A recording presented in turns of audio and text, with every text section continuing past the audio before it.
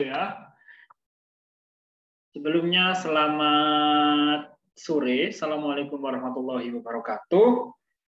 Jadi pada kesempatan sore hari ini kita akan membahas mengenai pembahasan tryout 1 geografi kelas 12.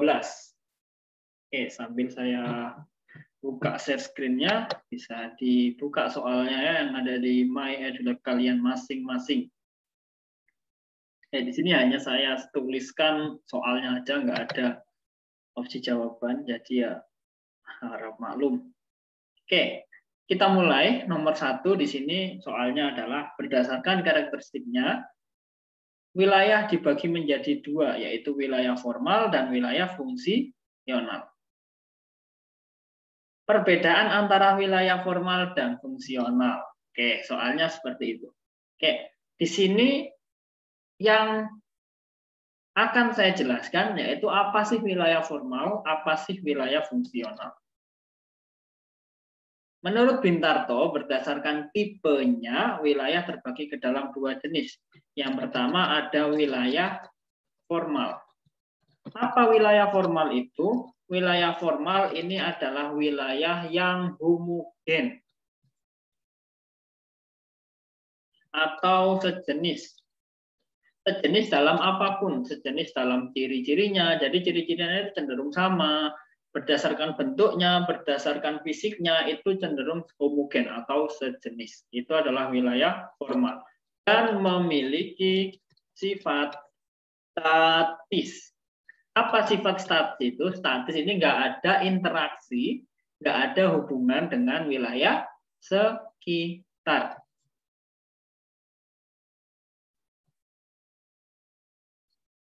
Itu adalah wilayah formal. Jadi gampangnya wilayah formal itu statis dan homogen. Yang contohnya apa wilayah formal? Contohnya seperti wilayah industri. Nah, wilayah industri dari segi fisik, dari segi ciri-ciri itu termasuk wilayah formal. Kenapa? Karena wilayah industri itu homogen. Coba dilihat, yang Surabaya mungkin bisa lihat Sier, yang Jakarta mungkin bisa lihat di daerah Jakarta Barat, yang di Bandung mungkin bisa dilihat di Bandung Selatan. Oke, itu adalah wilayah industri. Coba dilihat industri, kan sama-sama digunakan untuk produksi barang, sama-sama katakan punya cerobong asap, sama-sama bangunannya luas. Sedangkan dari segi sifat mereka statis. Kenapa? Karena antara industri satu dengan yang lain secara fisik itu tidak ada interaksi dengan yang lain. Kalau secara aktivitas mungkin masih ada. Jadi seperti itu. Yang kedua ada wilayah pertanian. Itu adalah wilayah formal. Selanjutnya ada wilayah fungsional. Kalau wilayah fungsional itu adalah wilayah kebalikan dari wilayah formal. Contohnya, contohnya. Balikannya dulu ya, wilayahnya itu heterogen. Apa wilayah heterogen itu? Heterogen ini beragam, wilayahnya itu beragam. Jadi bisa dikatakan wilayah fungsional ini memiliki lebih dari satu wilayah. Dengan ciri-ciri yang berbeda jelas pastinya, karena kan heterogen. Oke, ciri-cirinya berbeda satu dengan yang lain.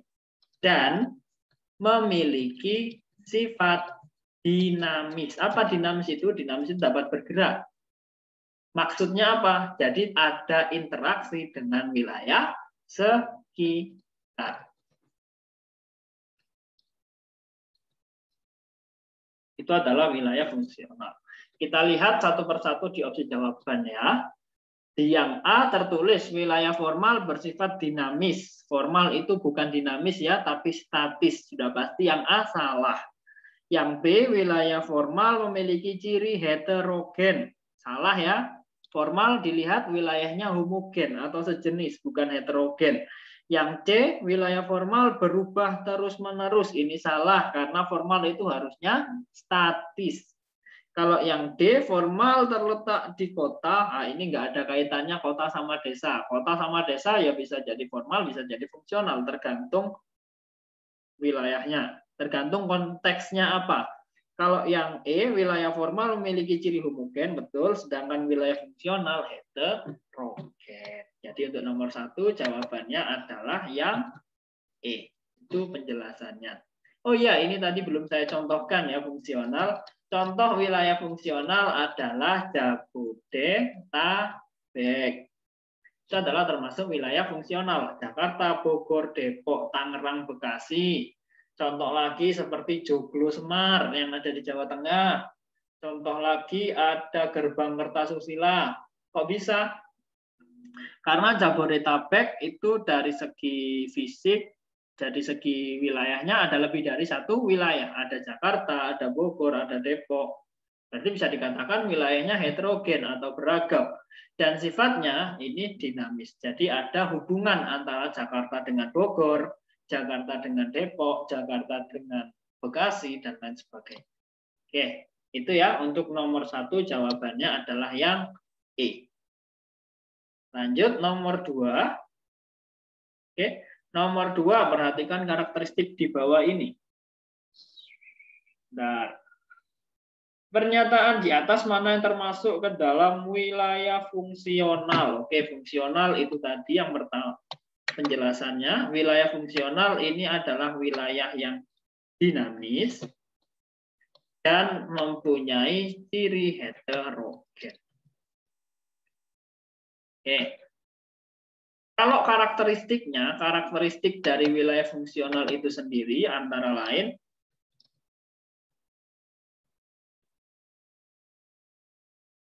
ciri dari wilayah fungsional yang pertama terdapat banyak wilayah dengan perbedaan karakteristik.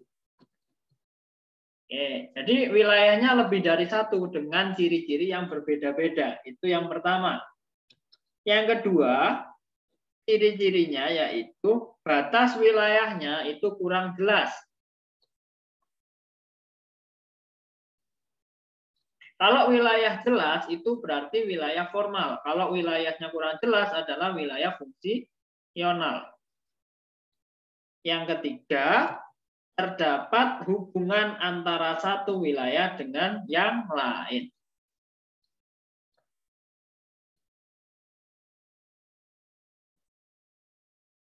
Oke, selanjutnya memiliki sifat heterogen. Keberagaman tiap-tiap wilayahnya atau nama lainnya adalah heterogen. Oke, di sini yang termasuk ciri fungsional. Kita lihat nomor 1, wilayah dengan keseragaman tertentu. Ini salah ya, seragam itu homogen, maka kalau ada opsi jawaban 1 itu salah. Ini buat teman-teman yang lain juga, kalau ada soal kayak gini, teknik menjawabnya yaitu dengan cara eliminasi. Apa eliminasi itu? Ya kayak dihapus. Kalau memang opsi jawaban 1 salah, maka jangan pilih yang ada satunya. Nah, saya yakin kalian pernah mendapatkan teknik ini sebelumnya. Kalau ada opsi jawaban 1, maka jangan dipilih opsi jawaban 1. Di sini wilayah dengan keseragaman tertentu itu adalah ciri dari wilayah formal, bukan fungsional. Maka semua yang ada opsi jawaban 1 itu salah. Berarti tinggal C, D sama yang E. A, B sudah pasti salah. Yang nomor 2, wilayah yang memiliki batas kurang jelas atau fleksibel. Nah, ini termasuk ke dalam ciri wilayah fungsional. Berarti ada jawaban 2-nya. 2 ada, 1 nggak ada. Berarti tinggal C sama D ya, yang E salah karena nggak ada angka 2. Karena di sini 2 itu betul. Oke, tinggal D sama yang E. Kita lihat opsi jawaban 3. Wilayah yang memiliki batas jelas. Batas jelas ini salah karena batas jelas itu milik wilayah formal. Jadi nggak ada 1, nggak ada 3. Berarti jawabannya tinggal yang dadu. 2 dan 4. Oke, itu untuk tips kalau ketemu soal-soal kayak gini. Buat mempermudah saja sih sebenarnya, kalau kalian mau baca satu-satu ya nggak apa-apa. Jadi untuk mempercepat, kalau memang satu sudah salah, nggak usah dijawab yang ada satunya. Seperti itu. Next, nomor 3. Oke. Persebaran jenis kegiatan dipengaruhi oleh faktor sehingga berkembangnya struktur kota. Teori perkembangan struktur keruangan. Oke, teori perkembangan kota ya, ini yang ditanyakan. Teori perkembangan kota, di sini ada 3 teori. Yang pertama ada teori konsentris atau memusat. Yang kedua ada teori sektoral. Yang ketiga ada inti ganda. Ya, ini pasti dijelaskan di desa kota nanti. Teori konsentris ini adalah teori yang memusat dengan ciri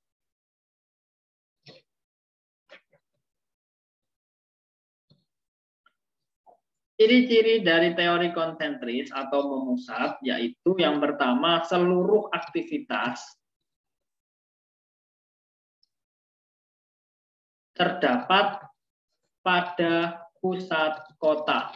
Jadi semua aktivitas, entah itu perdagangan, pemerintahan, perekonomian, industri, pariwisata, itu semua berada di pusat kota. Itu ciri-ciri teori konsentris.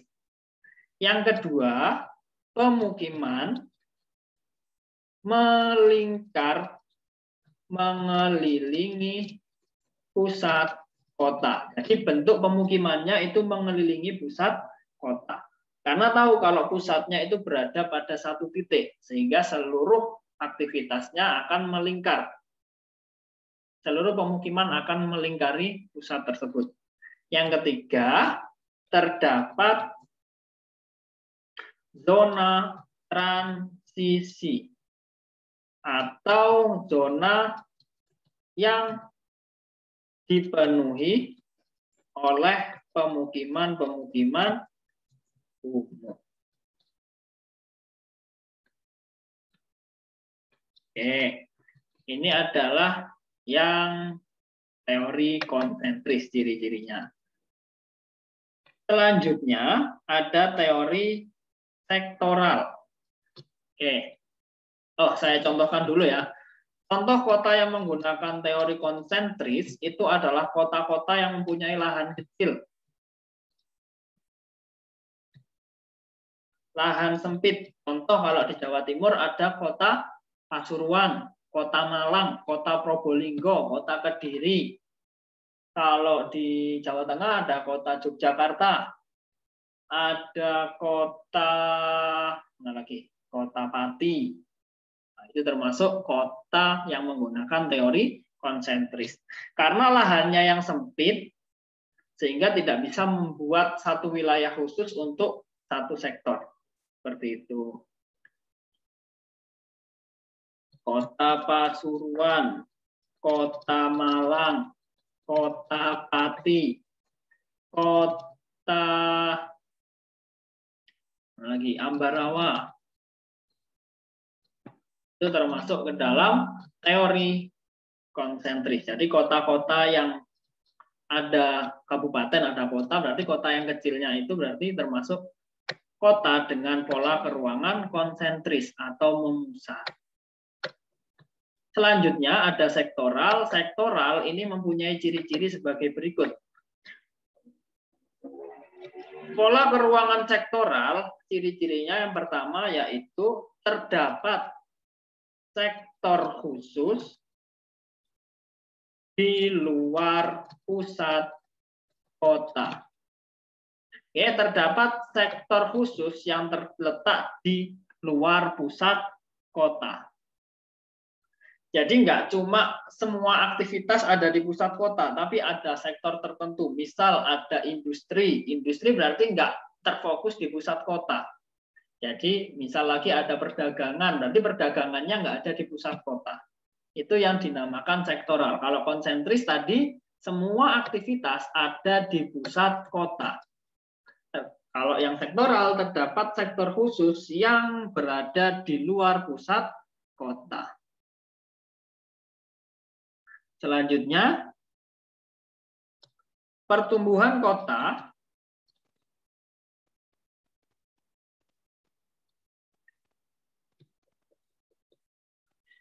pertumbuhan wilayah kota menjulur seperti potongan kue. Di sini akan saya perlihatkan gambar teori konsentris. Sebentar. Dan sektoral, kenapa kok berbentuk seperti kue, tapi switch.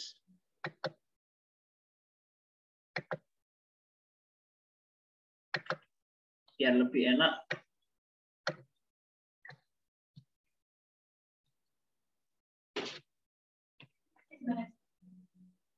Oke, untuk teori sektoral kurang lebih bentuknya seperti ini.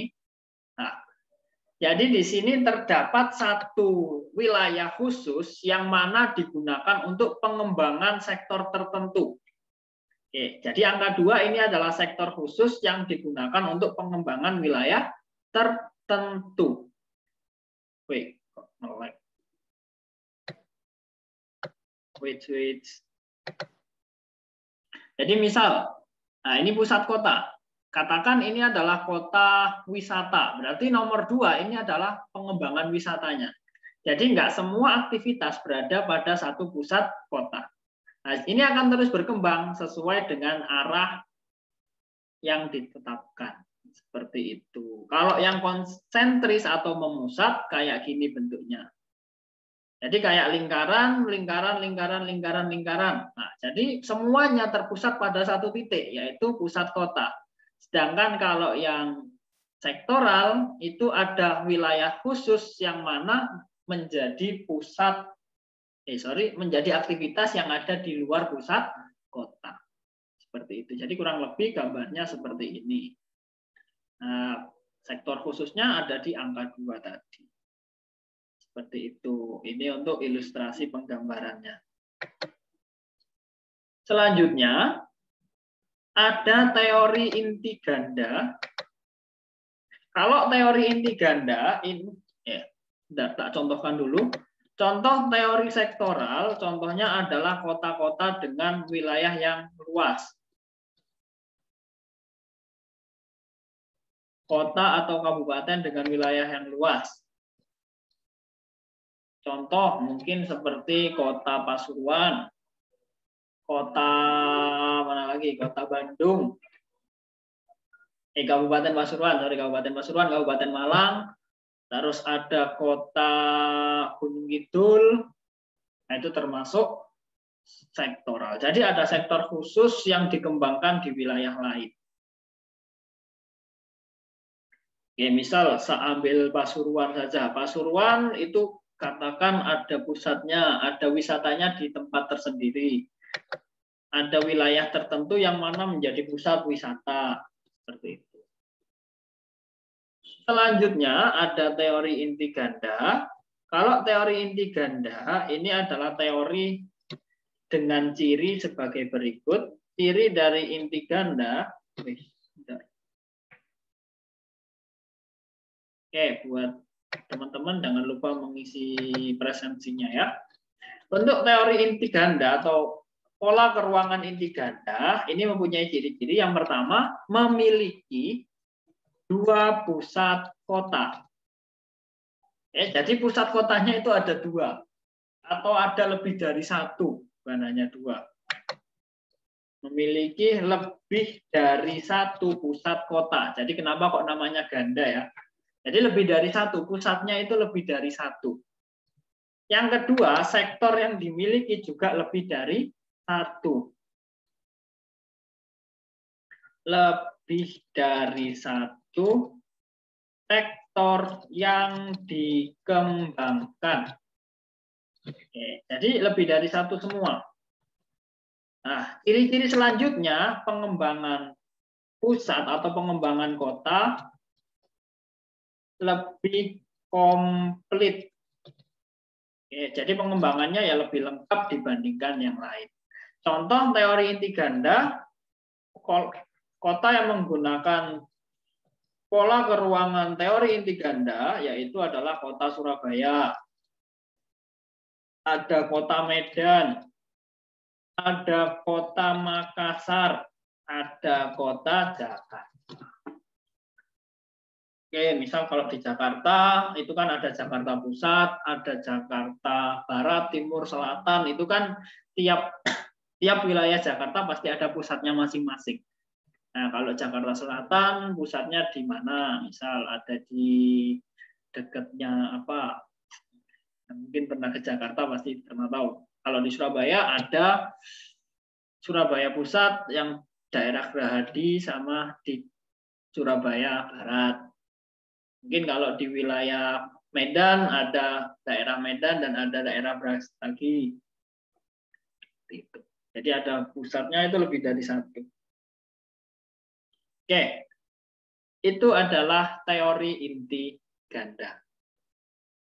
Oke, untuk penggambaran inti ganda kurang lebih seperti ini penggambarannya. Oke, inti ganda. Jadi kayak yang ini tapi kurang lengkap gambarnya ya.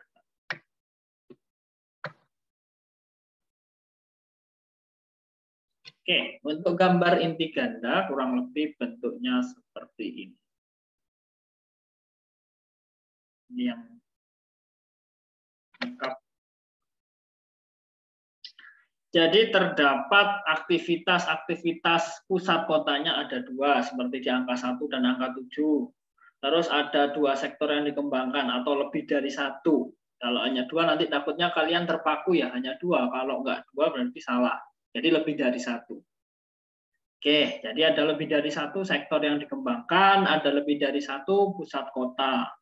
Itu yang dinamakan inti ganda. Oke, kita lanjutkan ke soal.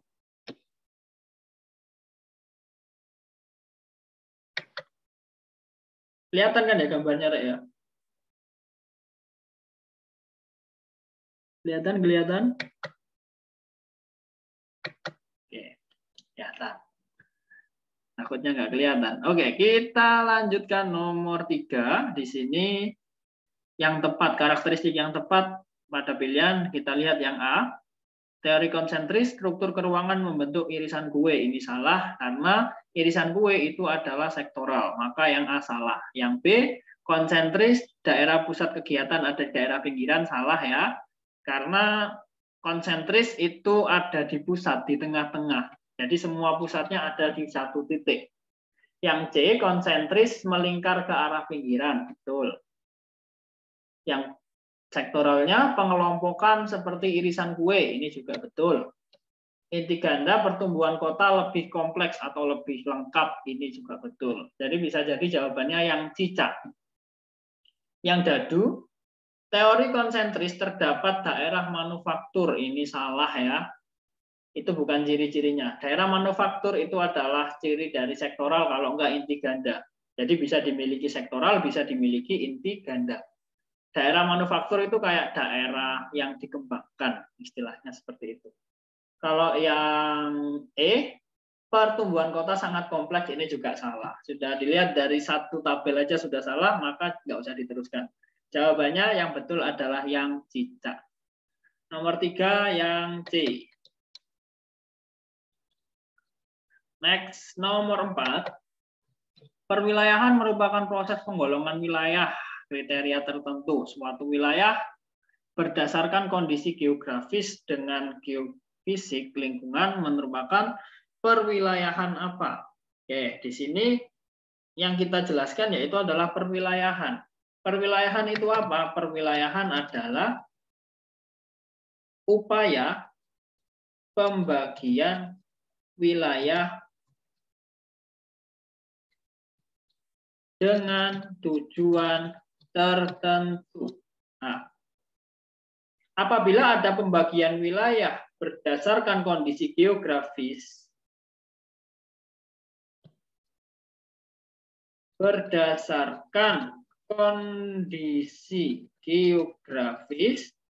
yang dikaitkan dengan kondisi fisik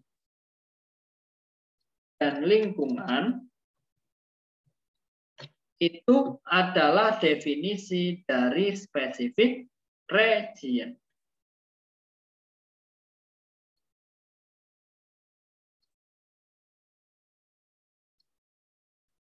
Oke. Jadi makna dari specific region itu adalah di mana pembagian wilayah berdasarkan kondisi geografisnya, yang mana nanti kondisi geografis tadi dikaitkan dengan alam dan sosialnya. Contohnya seperti ini,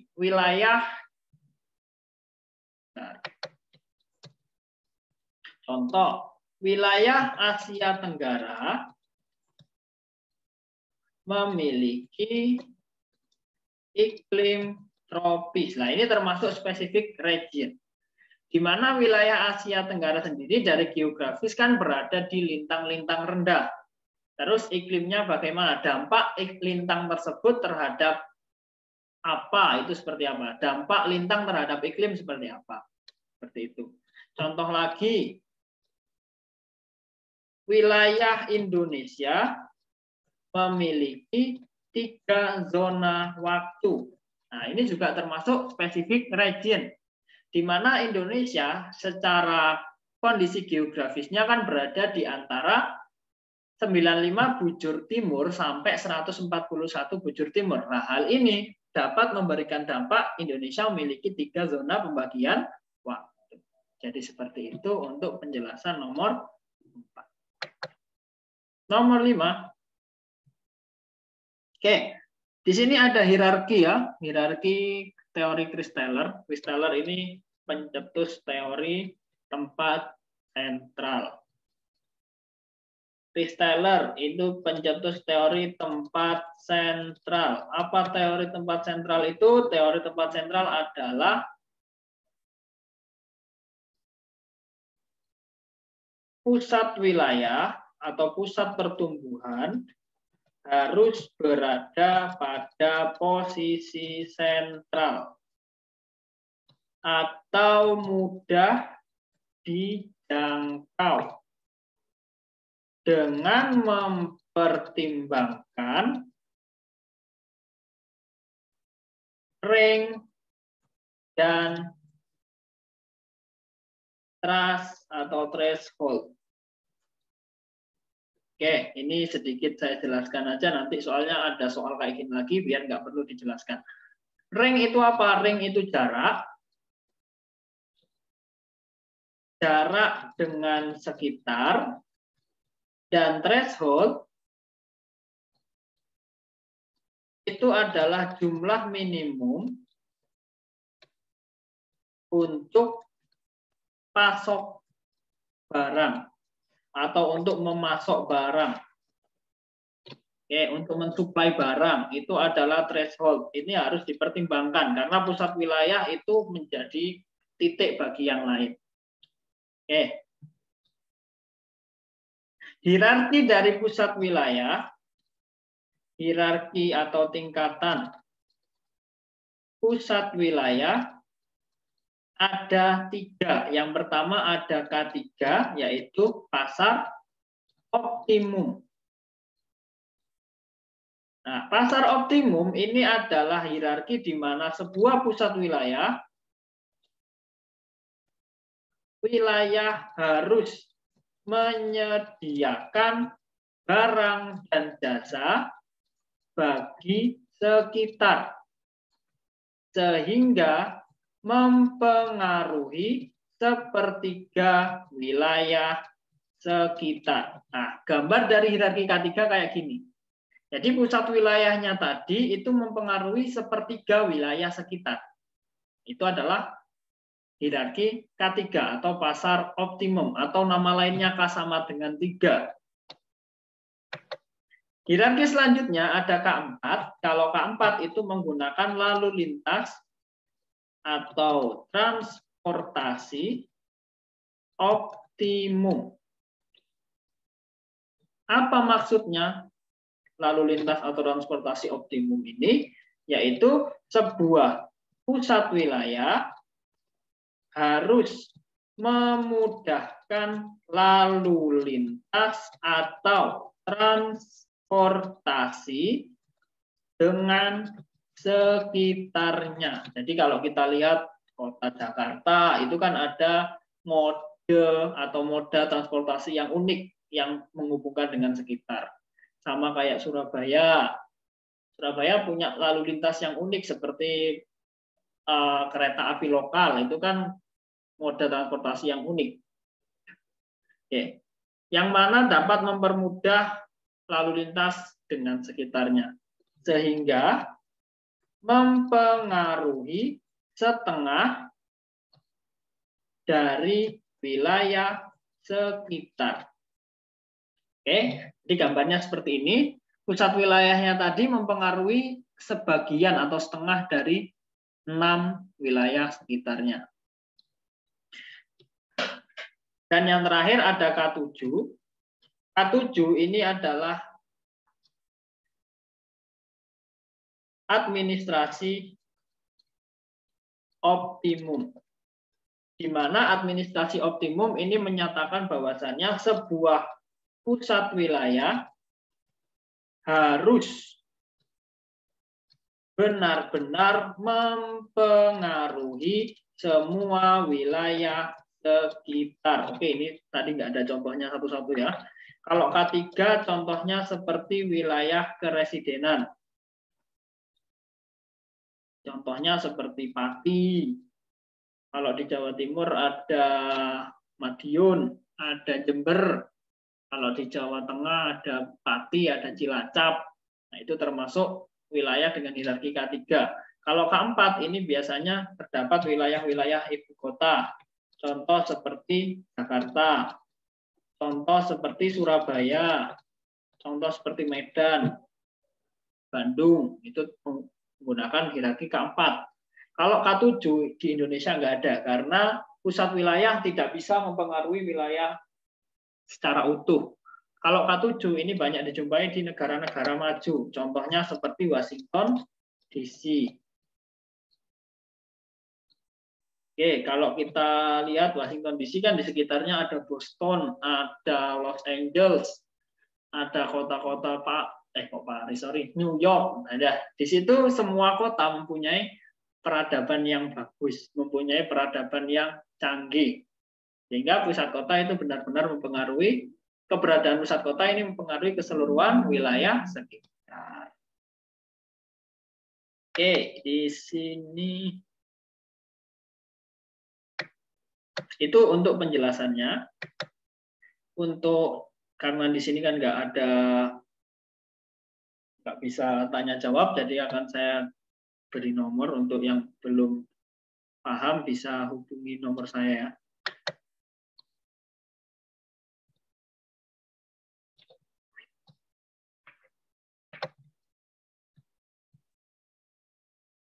Apabila ada yang perlu ditanyakan lebih lanjut, bisa hubungi nomor ini. Oke, nomor 5, kita langsung bahas ke nomor 5. Bentar, ini kan belum jawabannya apa. Nomor 4,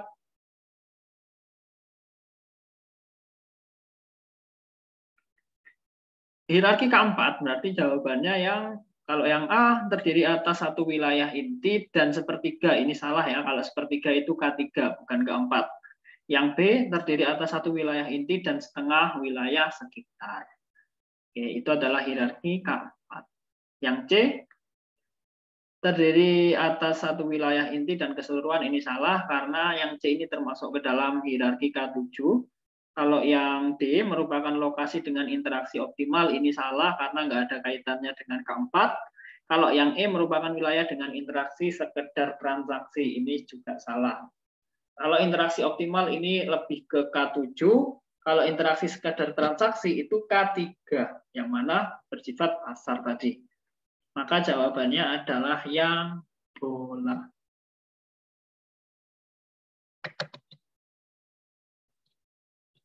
Lanjut nomor 6.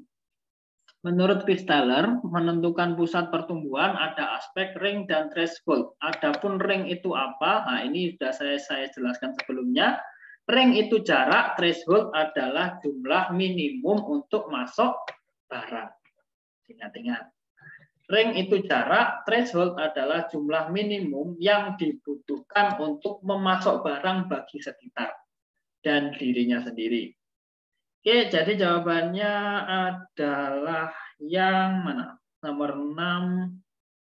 Yang A, jarak antar wilayah sekitar dengan pusat pertumbuhan. Oke, yang A bisa jadi betul. Yang B jumlah penduduk minimum, bukan, ini threshold. Yang C jumlah wilayah, jumlah dan kondisi jaringan, ini nggak ada kaitannya. Yang D daya beli, yang E morfologi. Oke, salah semua. Nomor 6 jawabannya adalah yang A. Ingat-ingat yang dipertimbangkan menurut Christaller ada range, ada threshold. Kalau range itu jarak, threshold jumlah minimum. Nomor 7, oke, ini adalah pusat pertumbuhan ya. Pusat pertumbuhan terbagi ke dalam 4 pusat wilayah utama. Di Indonesia ada 4 pusat wilayah utama, yaitu ada wilayah A, ada wilayah B, ada wilayah E, ada wilayah D. Yang saya jelaskan yaitu ABCD-nya aja. A1, A2 itu nggak perlu saya jelaskan karena nanti sifatnya menghafal ini. Jadi ya kalau yang bersifat menghafal di geografi itu sangat kecil peluangnya keluar di UTBK. Jadi nggak perlu dipelajari lebih. Oke, pusat wilayah hanya ada 4 di Indonesia. Ada A, ada B, ada C, ada D. Pusat A ini adalah wilayah Indonesia bagian barat, wilayah A1 dan A2. Pusatnya di mana? Wilayah A ini berpusat pada kota Medan. Oke, kota A berpusat di kota Medan. Sedangkan kota B, pusat B ini meliputi wilayah B4, B3, B5, yang mana wilayah B ini juga berpusat di Jawa bagian barat, yaitu wilayah DKI Jakarta. Pusatnya ada di kota Jakarta. Wilayah C ini membawai wilayah Jawa Timur, Bali, sama Kalimantan. Ya, Kalimantan Selatan, Kalimantan Tengah, dan Kalimantan Timur. Pusatnya ada di kota Surabaya. Sedangkan kota D ini mencakup Indonesia bagian timur semuanya. Yang mana pusatnya ada di Makassar. Yang ditanyakan di sini adalah pusat kota Makassar itu masuk ke wilayah apa? Oke, kalau dilihat dari sini berarti Makassar harusnya berada di wilayah D ya. Ada D8, D9, dan D10. Oke. D8 itu di sini berarti ini masuk wilayah, kalau kita tahu Makassar kan wilayah Sulawesi Selatan ya. Wilayah Sulawesi Selatan itu kurang lebih, kalau saya harap kalian sudah bisa baca peta semua. Wilayah Sulawesi Selatan itu ada di sini. Oke. Kalau ada di sini berarti masuknya ke D8.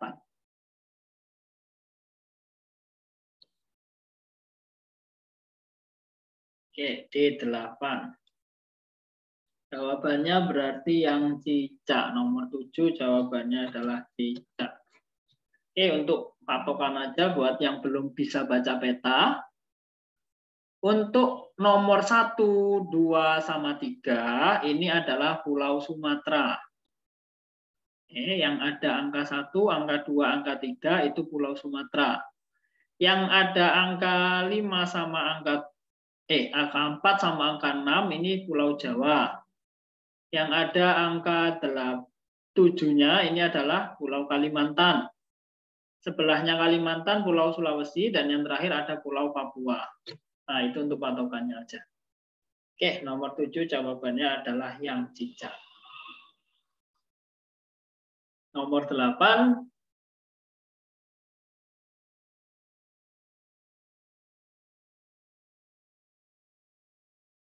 Berdasarkan gambar tersebut, pengembangan wilayah. Oke, ini untuk menentukan arah pengembangan wilayah. Arah untuk membaca gambar ini,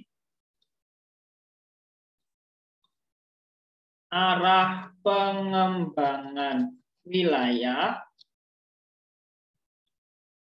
carilah garis yang paling panjang. Karena itu adalah pusat atau arah pembangunan.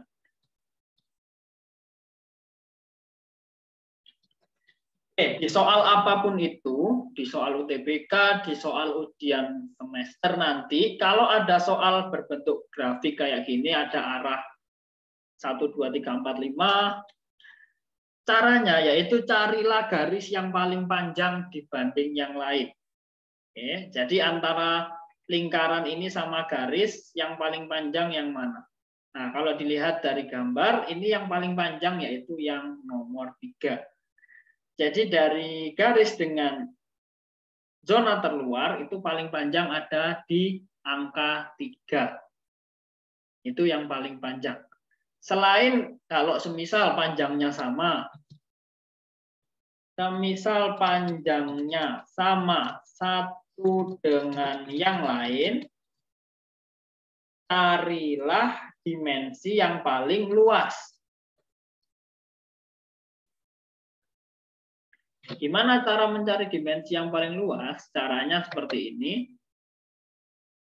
Kalian cukup, kalau nanti di UTBK mungkin bisa dioret-oret kertasnya ya. Kalau seperti ini, kalian harus menggabungkan satu dengan yang lain. Jadi misal dari waduk, kamu...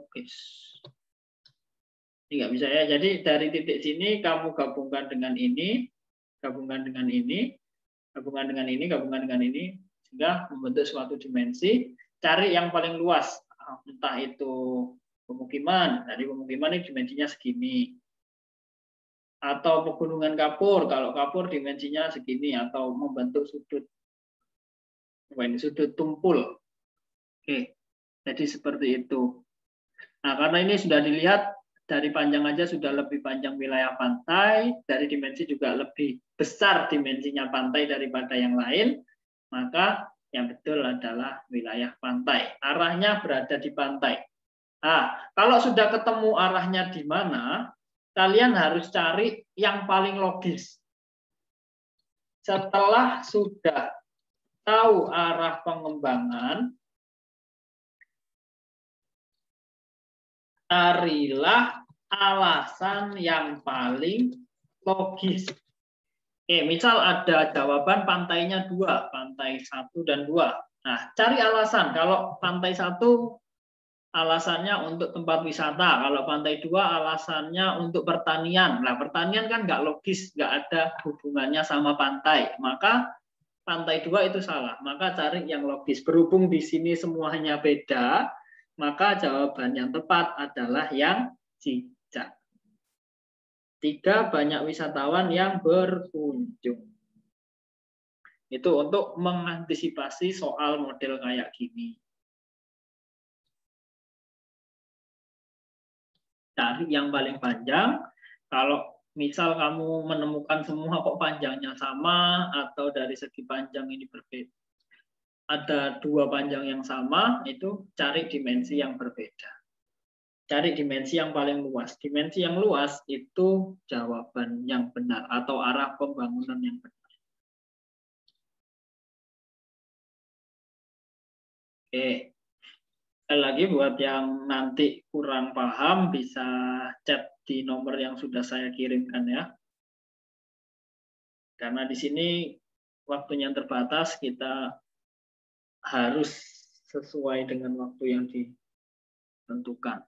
Nomor 9, pada tahun 2020, Kota Bandung menjalani hubungan kerjasama dengan Kabupaten Bandung dalam bidang pertanian. Namun di tahun 2001, Bandung menjalani hubungan kerjasama dengan Bandung Barat dikarenakan jumlah pertanian lebih banyak. Interaksi antar ruang, oke. Faktor-faktor penyebab interaksi.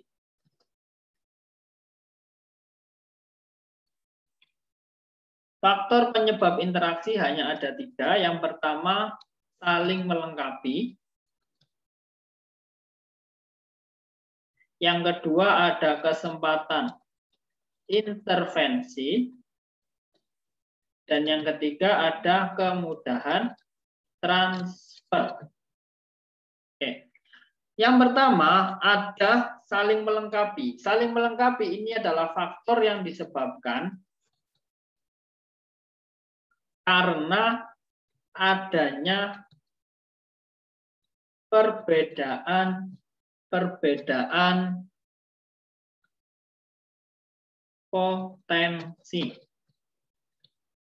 Misal, kota Bandung adalah kota penghasil teh, sedangkan kota Jakarta adalah kota industri.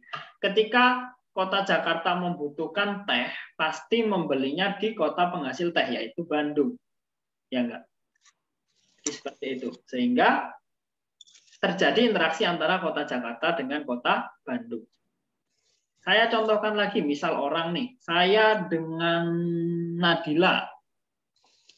Misal saya adalah pedagang kue, sedangkan Nadila adalah pedagang sepatu. Ketika saya ingin membeli sepatu, pasti saya pergi ke toko sepatu. Nah, di sini saya kenal kalau Nadila adalah toko sepatu, sehingga saya dengan Nadila ada interaksi satu sama lain.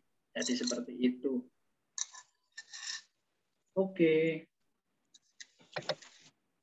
Yang kedua, ada kesempatan intervensi.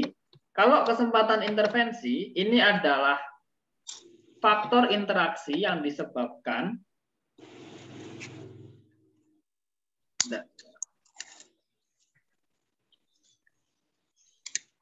Oke. Kalau faktor kesempatan intervensi, ini adalah faktor yang disebabkan karena adanya wilayah alternatif atau bisa disebut pihak ketiga. Itu intervensi atau campur tangan. Jadi konsepnya seperti seorang pelakor atau seorang yang merebut orang lain seperti itu. Jadi misal Kota Bandung adalah kota penghasil teh. Sedangkan Kota Jakarta adalah kota industri.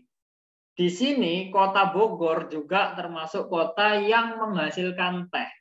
Nah, akhirnya Kota Bogor menawarkan diri, tehku lebih baik daripada punya Bandung. Akhirnya Jakarta membeli teh di Bogor dan akhirnya hubungan antara Jakarta dengan Bandung itu mengalami menyusut atau hubungannya melemah seperti itu. Jadi seperti orang ketiga lah konsepnya. Misal lagi saya kan penjual roti, Nadila penjual sepatu. Nah, di sini Nadila mau membeli roti. Di satu sisi ada Giska. Giska juga termasuk orang pedagang roti. Nah, Giska mempengaruhi Nadila. Halo Nadila, ini roti saya lebih enak daripada rotinya Dandi. Akhirnya Nadila beli roti ke Giska, nggak beli roti ke saya. Sehingga interaksi antara saya dengan Nadila berkurang. Jadi seperti itu. Itu yang dinamakan intervensi. Yang ketiga ada kemudahan transfer. Kalau kemudahan transfer ini adalah faktor yang disebabkan karena memilih yang lebih mudah daripada memilih yang lebih mudah gitu aja. Dari segi akses, dari segi harga, dari segi penjualan. Oke. Jadi kalau ada yang lebih murah, ada yang lebih mudah dijangkau, pasti akan lebih ke sana interaksinya. Jadi seperti itu. Misal, Kota Bogor adalah kota penghasil teh. Kota Jakarta adalah kota industri. Tapi di sini Kota Jakarta mengembangkan sesuatu. Misal ada daun singkong itu bisa dijadikan sebagai pengganti teh. Nah, di sini Kota Jakarta nggak perlu lagi beli teh ke Bogor karena ada inovasi tersebut. Nah, ini kan yang dinamakan kemudahan. Kalau ada yang lebih mudah, kenapa harus cari yang lebih susah? Dari segi harga singkong sama teh lebih murah singkong. Dari segi akses, singkongnya kan di Jakarta sendiri. Kenapa kok harus jauh-jauh ke Bogor? Seperti itu. Itu yang dinamakan kemudahan transfer. Kalau dilihat pada ilustrasi soal, di sini menjalin hubungan kerjasama dengan Bandung Pertanian. Bandung mengalami berhubungan dengan Bandung Barat karena produksinya lebih banyak. Berarti kan ini ada orang ketiga ya. Ada Bandung Barat yang menjadi orang ketiga. Sehingga jawabannya yang intervensi. Opsi jawaban yang A, betul. Tadi tinggal yang A ya. Kesempatan saling intervensi. Nomor 9 jawabannya adalah yang A. Oke, ini faktornya hanya ada 3. Di luar itu bukan faktor interaksi menurut Ward Ullman. Nomor 10.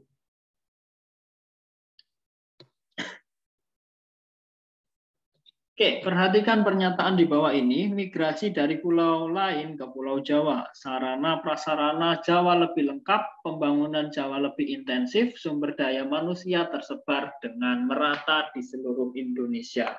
Pertanyaannya adalah, oke, ini nggak perlu ada penjelasan lebih spesifik ya. Faktor yang menyebabkan penduduk terkonsentrasi di Pulau Jawa. Oke.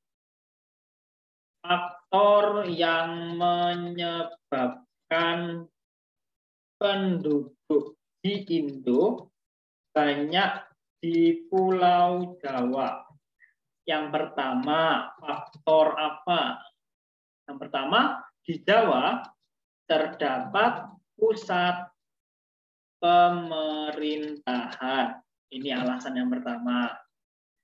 Kenapa sih orang-orang kok lebih suka di Jawa? Karena di Jawa lebih banyak pusat pemerintahan. Jadi ada Surabaya, ada Jakarta. Pusat ekonomi juga pusatnya ada di Jawa. Selanjutnya, migrasi. Banyak terdapat migrasi ke Pulau Jawa. Jadi migrasinya dalam bentuk urbanisasi. Jadi banyak perpindahan dari desa ke kota itu lebih ke Pulau Jawa. Jadi orang-orang Sumatera, Kalimantan itu kalau merantau banyak di Pulau Jawa. Sehingga Pulau Jawa cenderung lebih banyak penduduknya daripada yang lain. Yang ketiga, pembangunan di Pulau Jawa itu lebih cepat daripada yang lain. Pembangunan berfokus ke Pulau Jawa. Pembangunan seluruh Indonesia itu fokusnya di Jawa, mulai dari zaman Pak Karno sampai zaman Jokowi. Tapi di era-era akhir-akhir ini, di era Jokowi, di era SBY, itu pembangunan mulai diratakan. Jadi memang dari semua pulau, yang paling banyak, yang paling lengkap pembangunannya itu ada di Jawa. Selanjutnya, sarana dan prasarana. Sarana di Pulau Jawa lebih lengkap. Jadi sarana dalam artian kesehatan, di dunia pendidikan, itu cenderung lebih lengkap di Pulau Jawa. Dan yang terakhir, faktor penyebabnya yaitu Pulau Jawa memiliki banyak lapangan pekerjaan. Lapangan pekerjaan cenderung lebih luas daripada pulau yang lain. Kalau pulau yang lain itu fokusnya pada satu bidang tertentu. Misal Sumatera itu fokusnya kalau nggak perkebunan, ya pertanian. Sedangkan di Jawa lebih banyak. Jadi ada tambang, ada pertanian, perkebunan, industri, pemerintahan, semua ada. Ekonomi. Nah, di sini yang bukan, yang ditanyakan kan kecuali ya, berarti 1, 2, 3 itu termasuk faktor, yang 4 yang bukan. Sumber daya manusia tersebar merata. Oke, nomor 10 jawabannya 4 saja. 4 saja itu berarti dadu ya.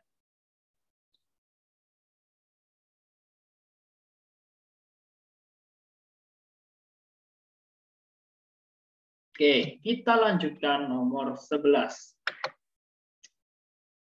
Ini adalah pola pemukiman.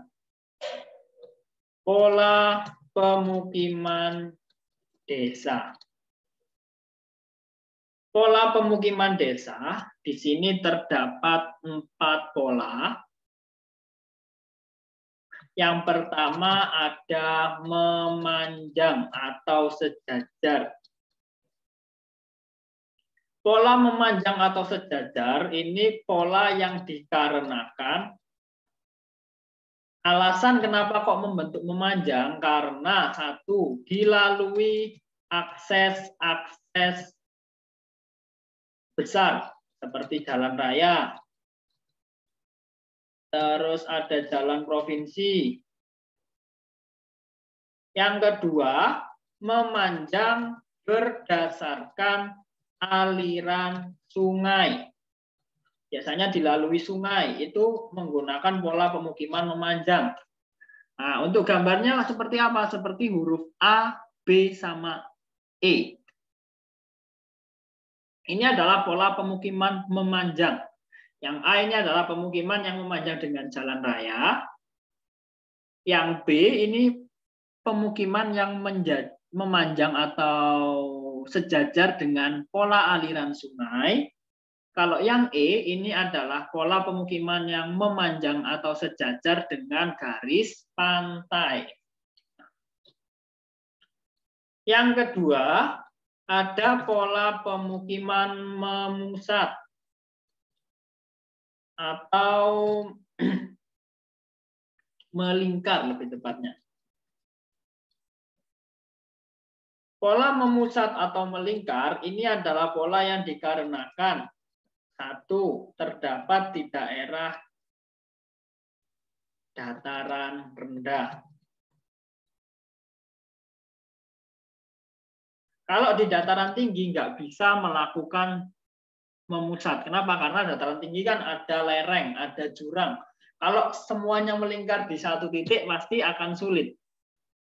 Nah, karena ada dataran terdapat di dataran rendah yang nggak ada lereng dan jurang. Yang kedua, terpusat dengan sesuatu yang memiliki atau memenuhi kebutuhan banyak orang, gitu aja.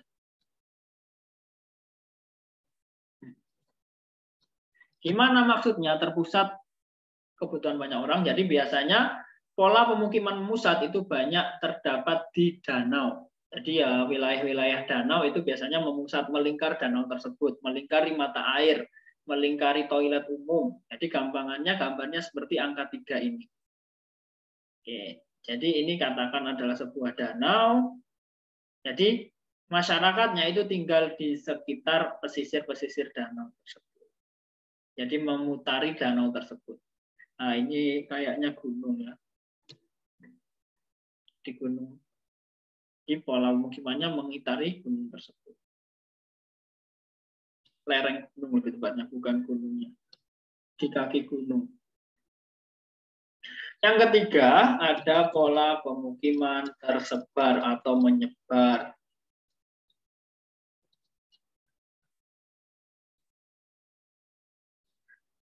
Kalau pola pemukiman tersebar atau menyebar ini dikarenakan karena yang pertama wilayahnya memiliki morfologi curam. Jadi seperti gunung, kapur, atau kars. Wilayah gunung, wilayah kapur itu biasanya menggunakan pola pemukiman menyebar. Jadi antara satu tetangga dengan tetangga yang lain itu berjauh-jauhan, nggak berdekat-dekatan. Jadi kayak gambar yang D. Nah, jadi antara satu rumah dengan yang lain itu saling berjauhan. Kenapa? Karena satu lerengnya itu banyak. Jadi ada lereng curam, ada jurang, ada tebing, sehingga nggak bisa membuat rumah yang berdempet-dempetan. Yang kedua, hal ini dikarenakan karena mencari sumur air yang dangkal. Oke, jadi kalau ada sumur air ini biasanya untuk wilayah gas ya. Jadi kalau ada sumur yang dangkal di situ pasti ada rumah. Akan didirikan rumah di situ. Kalau ada sumur yang dalam itu tidak akan didirikan sebuah rumah. Itu adalah pola pemukiman. Yang terakhir ada pola pemukiman mengelompok. Kalau pola pemukiman mengelompok ini dikarenakan yang pertama ada tujuan tertentu.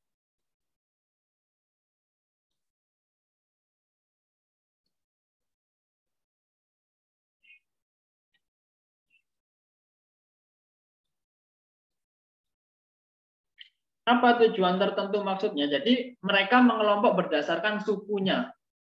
Jadi suku A itu mengelompoknya dengan suku A tersendiri, nggak boleh mengelompok dengan suku yang lain. Biasanya mengelompok itu juga di perumahan ya, rumah-rumah perumahan itu adalah pola pemukiman mengelompok. Jadi tujuan tertentu. Jadi biar rapi dibuat pola pemukiman mengelompok. Pola pemukiman mengelompok sama kayak memusat, hanya ada di dataran rendah.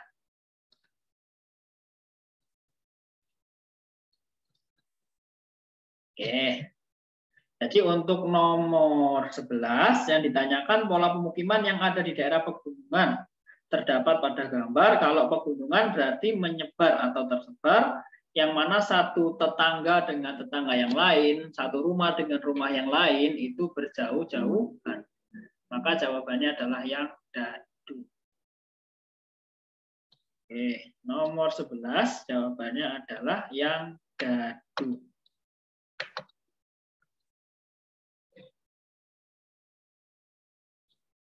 Lanjut, nomor 12, sekali lagi saya tekankan buat teman-teman yang masih belum paham, nanti bisa PC.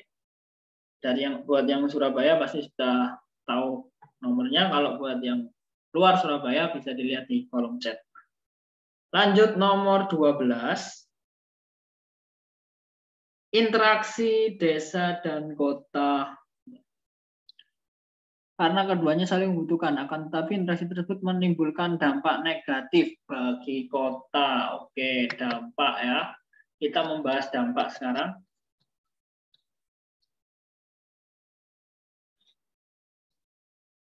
Dampak interaksi desa dan kota. Kita bahas dari desa dulu. Bagi desa, dampaknya ada dua. Ada dampak positif dan ada dampak negatif. Dampak positif interaksi desa dan kota bagi desa yaitu tersedia lapangan pekerjaan. Jadi orang-orang desa cenderung lebih banyak lapangan kerja karena ada interaksi dengan wilayah kota. Yang kedua, dampak positifnya yaitu memiliki pasokan barang hasil industri. Ya, jadi biasanya hasil industri itu disalurkan ke desa sehingga desa ya bisa memanfaatkan hasil industri dari perkotaan. Yang ketiga bagi desa manfaatnya yaitu pendidikan masyarakat desa lebih terbantu karena kalau di desa kan nggak ada yang namanya universitas ya, nggak ada yang namanya kampus, adanya cuma SMA. Jadi dengan adanya interaksi desa dan kota akhirnya desa terjamin dengan mutu pendidikannya. Jadi orang desa yang nggak melepas kemungkinan untuk menjadi orang S1 atau sarjana. Dampak negatifnya, dampak negatif bagi desa yang pertama berkurangnya tenaga pertanian. Kenapa kok berkurangnya tenaga pertanian? Karena orang pasti akan memilih untuk kerja di kota daripada kerja sebagai petani. Petani biasanya dianggap kuno dari sudut pandang masyarakat. Petani pasti dianggap lebih kuno. Nah, ini bagi desa. Selanjutnya, dampak negatifnya hasil produksi pertanian menurun. Ya, biasanya karena tenaga kerja petani yang sedikit, maka hasil produksi biasanya berkurang. Itu adalah dampak negatif. Kalau bagi kota, untuk contoh yang lain bisa kalian cari ya. Kalau positif itu dampak yang baik, kalau negatif itu dampak yang buruk. Itu bisa kalian logikakan sendiri nanti di opsi jawaban. Jangan terpaku sama jawaban saya. Dampak positif bagi kota yang pertama, tenaga kerja banyak. Ini dampak positifnya hanya ini saja. Tenaga kerjanya yang banyak. Sedangkan dampak negatifnya itu sangat banyak sekali. Dampak negatif bagi kota yang pertama, terdapat pemukiman kumuh. Kepadatan penduduk sangat besar. Jadi penduduk kota menjadi semakin banyak, sangat banyak sehingga nggak menampung. Yang ketiga, jumlah pengangguran juga akan lebih banyak.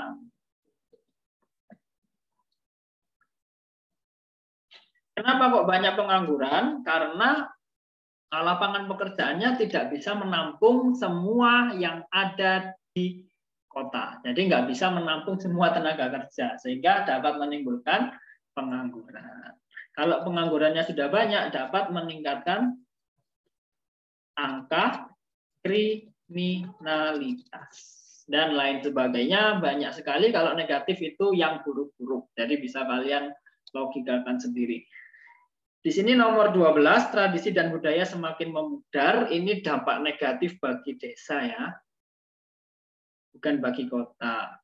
Kenapa? Karena kalau orang sudah merantau ke kota, balik ke desa pasti sudah bukan kayak orang desa lagi, pasti lebih hype lah, lebih hype habis. Nah, yang B, adanya keanekaragaman suku adat, ini bukan dampak negatif, melainkan dampak positif. Kalau yang C, penduduk lebih bersifat konsumtif, ini dampak negatif bagi desa juga. Kalau yang D, tenaga kerja produktif berkurang, ini dampak bagi desa. Terjadi kepadatan penduduk, ini adalah dampak negatif bagi kota. Maka jawaban nomor 12 yaitu yang E. Oke, diingat-ingat saya kasih sedikit tipsnya ya. Kalau positif itu ya dampak yang bagus-bagus tok wis, jangan ambil dampak yang negatif yang buruk-buruk. Next nomor 13. Nah, oke, di sini yang ditanyakan adalah desa ya, ciri-ciri desa.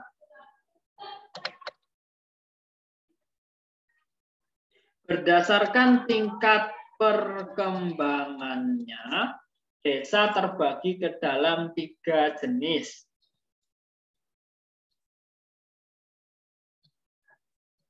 Yaitu ada desa swadaya, ada desa swakarya, ada desa swasembada.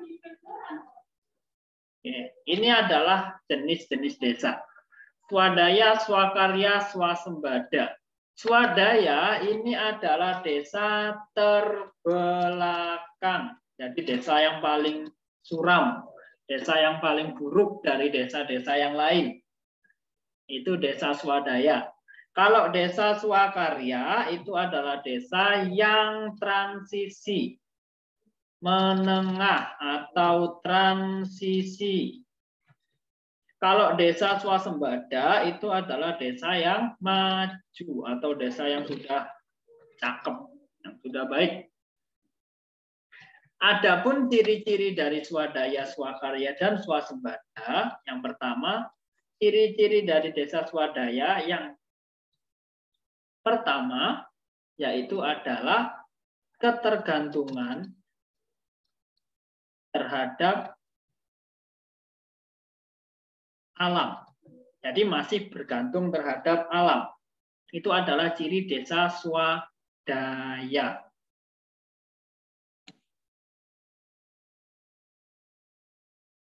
Oke. Yang kedua, ciri-ciri desa swadaya selanjutnya yaitu sistem ekonomi masih menggunakan sistem barter Nah, ini adalah desa swadaya. Yang ketiga, adat istiadat masih sangat kental. Itu adalah swadaya. Jadi bisa kalian pakai patokan. Desa swadaya itu ciri-cirinya adalah desa yang sangat duweso kalau di dalam bahasa Jawa. Desa yang sangat duweso, ciri-ciri yang sangat buruk di soal itu berarti desa swadaya. Kalau desa swakarya, desa transisi itu ciri-cirinya seperti ini.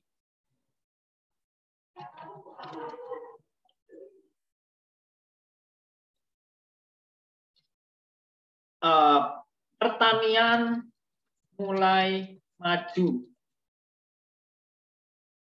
Ekonomi mulai bergerak aktif. Terus apalagi misal adat istiadat mulai memudar. Penduduknya mulai ada pendatang.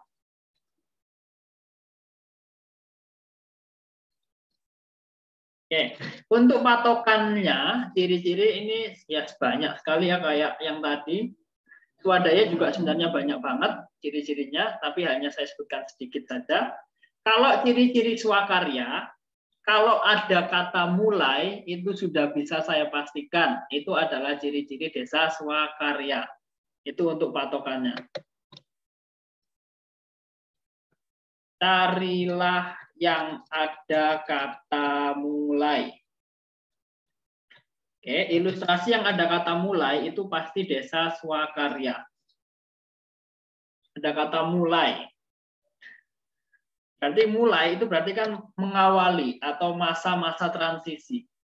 Kalau swadaya ciri-cirinya yaitu yang paling terbelakang, ciri-ciri yang paling jelek.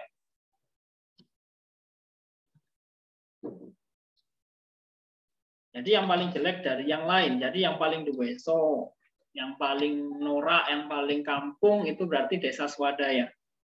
Yang terakhir ada desa swasembada. Kalau desa swasembada ciri-cirinya yang pertama yaitu perekonomian perekonomian sudah maju.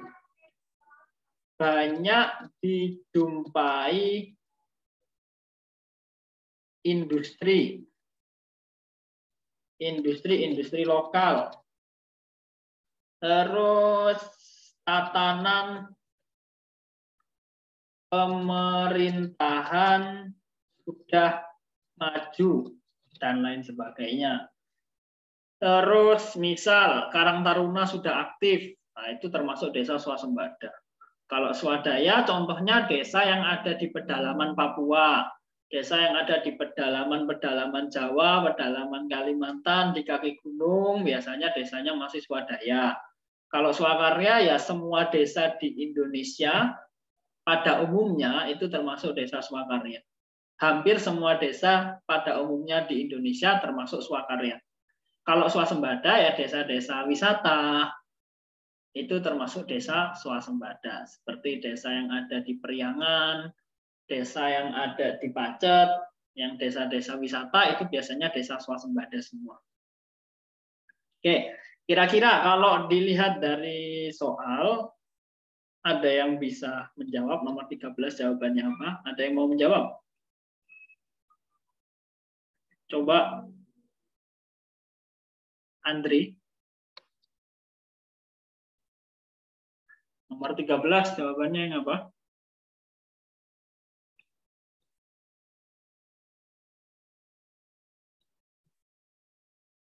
Wah, ini masih ada kan ya anaknya? Halo, cek. Giska, Imelda, Marta, Nadila. Oke, nomor 13, di sini yang ditanyakan adalah swakarya. Kalau swakarya, saya ingatkan lagi, patokannya ada kata mulai, itu pasti swakarya. Oke, karena kata mulai ini mengibaratkan dia masih dalam masa transisi, masih mengawali. Jadi seperti itu.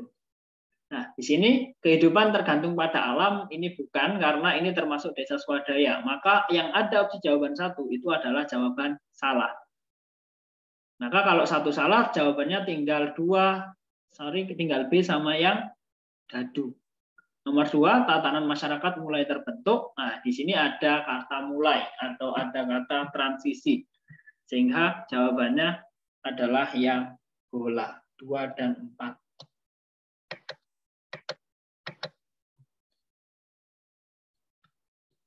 Oke, nomor 13 jawabannya adalah yang B, 2 dan 4. Nomor 3 itu termasuk ke dalam desa swasembada.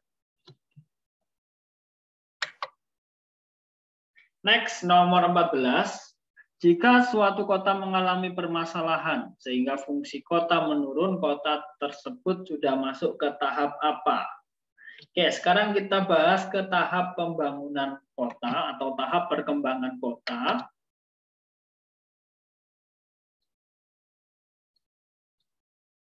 Tahap perkembangan kota, yang pertama ada kota neopolis. Ini kota yang paling kecil atau kota yang paling awal, perkembangannya paling awal. Kota neopolis ini adalah kota kecamatan atau bisa disebut kota dengan kecamatan yang teratur.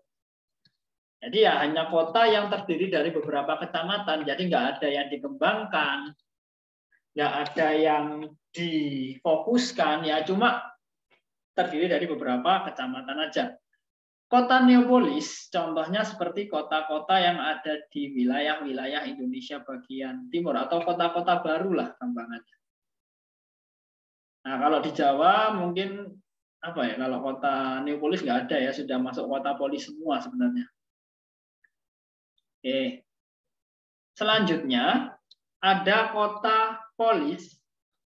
Kalau kota polis ini adalah kota dengan fokus perkembangan tertentu, biasanya di bidang agraris. Biasanya berfokus di bidang agraris. Jadi kota tersebut ya kota yang sudah berfokus pada pertanian, perkebunan, seperti itu. Tapi belum ada yang namanya industri. Industrinya tidak terlalu difokuskan. Itu adalah kota polis. Jadi kota-kota seperti Pasuruan, seperti Pati, seperti Jogja, itu sebenarnya masuk ke kota polis, tahapan polis. Gunung Kidul, terus kota mana lagi? Misal kalau Jawa Barat itu ada Cimahi, itu termasuk kota polis. Perkembangan yang ketiga ada kota metropolis. Kalau metropolis itu adalah kota induk bagi kota-kota sekitar. Metropolis ini adalah kota yang sudah terdapat industri, fokusnya sudah industri.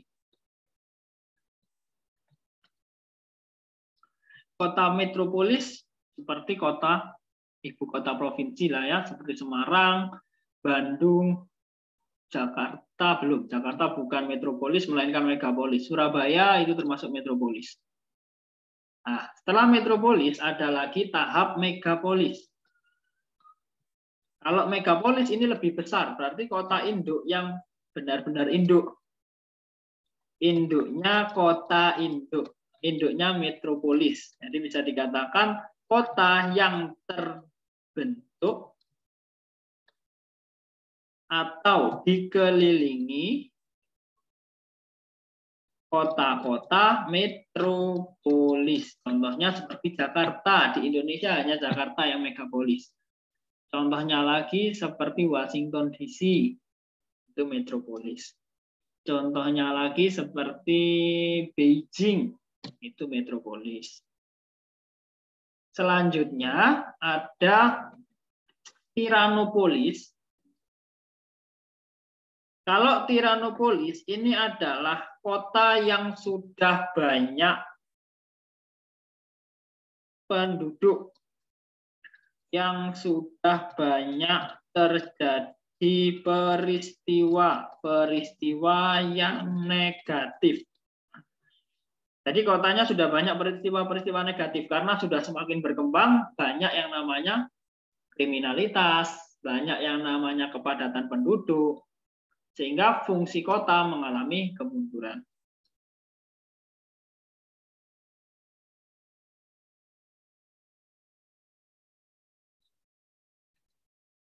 Kriminalitas, kepadatan penduduk, contohnya lagi seperti banyak demo, banyak penghancuran, banyak pemberontakan, itu berarti kota sudah masuk ke tiranopolis. Dan yang terakhir adalah nekropolis. Jadi semakin bagus, semakin kota semakin tinggi, semakin banyak kekacauan, akhirnya menjadi kota mati.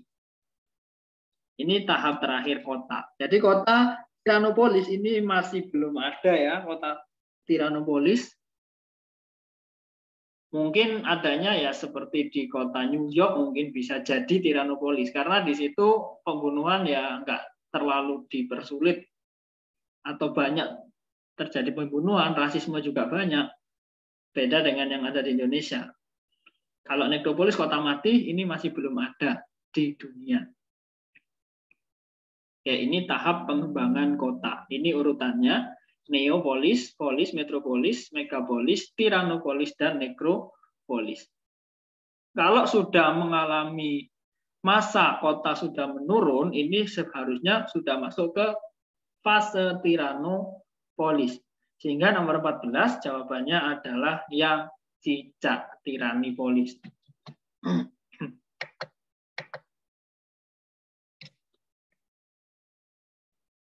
Oke, jadi seperti itu.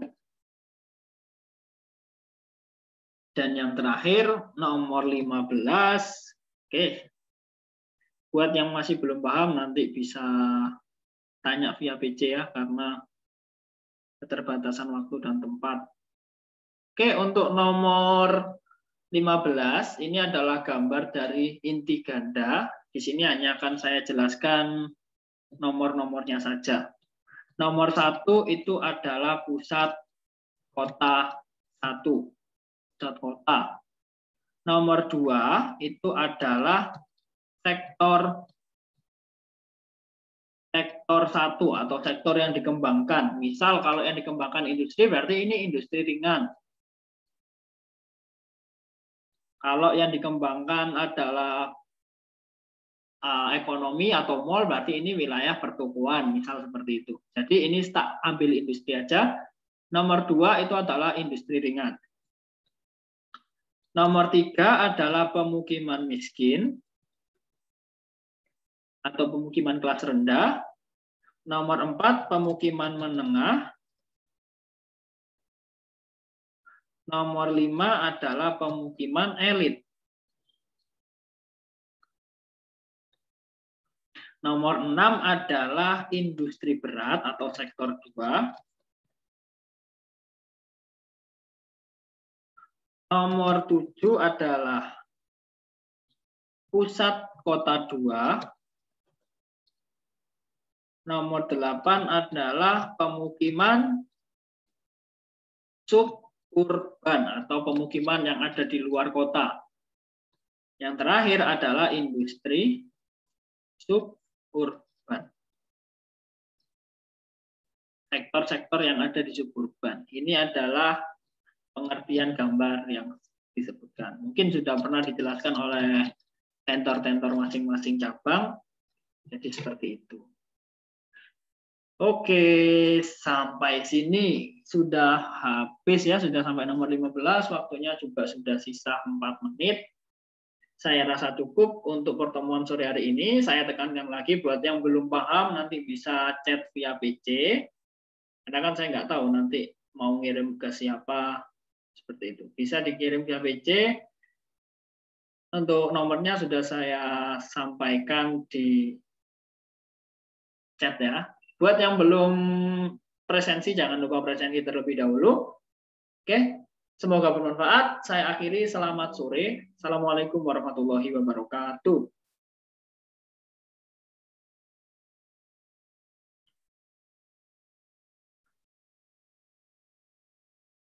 Ini kok pada